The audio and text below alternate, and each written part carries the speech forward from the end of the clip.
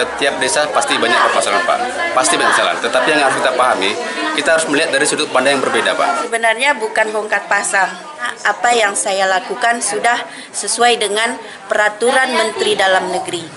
Kalau memang kami salah, kan ada pihak-pihak yang berwajib yang lebih mengetahui, tapi dia tidak memvonis begitu, Pak. Desa Telaga Bakti, Kecamatan Singkil Utara, Kabupaten Aceh Singkil, Provinsi Aceh adalah sebuah desa yang dipimpin oleh Ibu Liliana sebagai kepala desa. Sejak Ibu Liliana memimpin sebagai kepala kampung di Desa Telaga Bakti, banyak sekali permasalahan. Ada yang mengatakan bahwa kepala kampung tersebut bersalah. Apakah benar kepala kampung yang dipimpin oleh seorang ibu rumah tangga tersebut benar-benar bermasalah? Riwanto. Bapak, Riwanto. Saya sebagai pendamping desa yang berkedudukan di Kecamatan Singkil Utara. Baik. Artinya membawahi sekitar 7 desa di Singkil Utara. menurut Bapak, ini kan Ibu Geci samping kanan Bapak ini. Tugas beliau sebagai Geci itu benar apa enggak, Pak? Ya, kebetulan saya sini sudah bertugas kurang lebih 8 bulan dan saya intent hadir di Desa Telaga Bakti ketika ada kegiatan dan juga kegiatan. Nah, setahu pengamatan saya, Ibu kesini sesuai prosedur. Apapun yang dilakukan, dia tetap sama saya koordinasi selaku pendamping desa.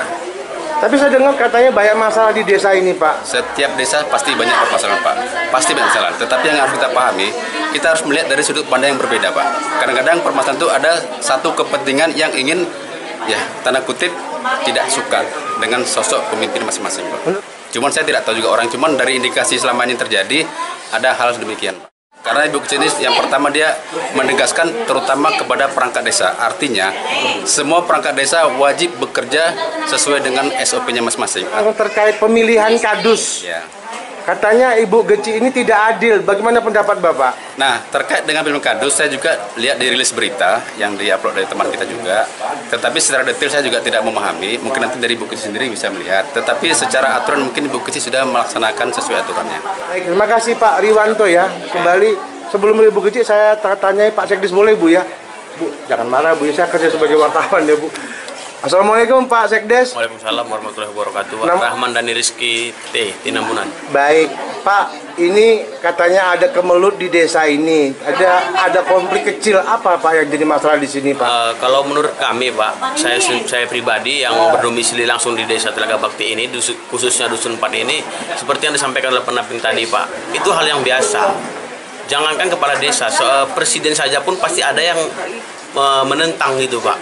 Dan sejauh ini menurut saya sebagai pengelola administrasi desa, semua masih sesuai dengan jalurnya, Pak, dan semua masih sesuai dengan apa yang ada di peraturan, Pak. Kalau menurut Pak Sekdes, Ibu Geci ini salah atau benar sih? Kalau menurut saya tidak ada salahnya, Pak, karena Bu Geci juga mengambil keputusan, dia memiliki dasar, Pak, bukan hanya mengambil keputusan sesuai egonya atau kemauannya, Pak.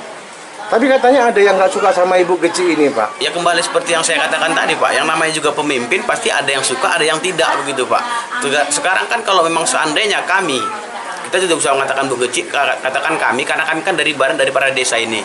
Kalau memang kami salah, kan ada pihak-pihak yang berwajib yang lebih mengetahui, tapi dia tidak memvonis, begitu, Pak. Begitu, Pak. Mungkin itu saja, Pak, yang ingin saya sampaikan. Maksud Bapak dibicarakan baik-baik ya, Pak ya? Iya, Pak.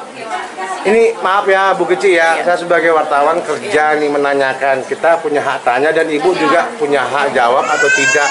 Nama sesuai KTP Liliana. Ibu Liliana ya? Ya. Ya.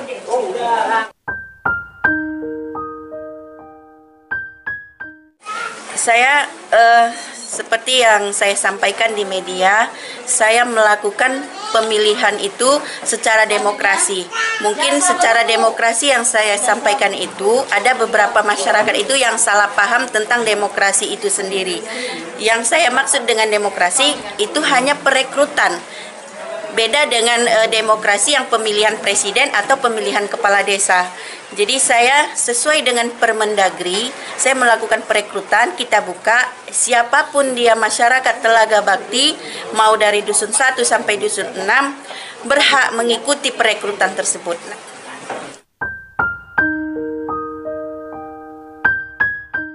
Kronologinya pada bulan Ramadan kemarin, ada bantuan dari pihak perusahaan Delima Makmur yang disampaikan kepada saya selaku kepala desa.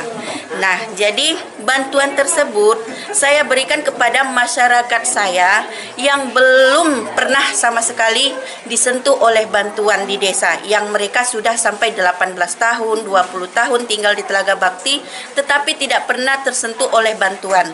Nah, saya berinisiatif melakukan memberikan bantuan tersebut kepada masyarakat yang belum pernah tersentuh bantuan sama sekali.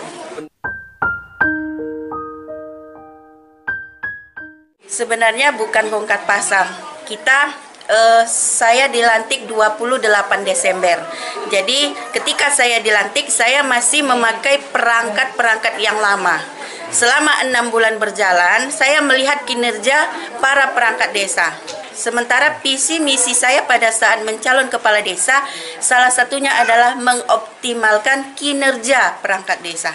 Nah, bagi saya punya penilaian mana-mana perangkat yang tidak optimal, ya bagi saya punya wewenang untuk mengganti demi kelancaran administrasi di kantor dan untuk masyarakat juga, Pak. Pada perangkat-perangkat saya, kita secara kekeluargaan, kena apa? Kita di sini satu perahu.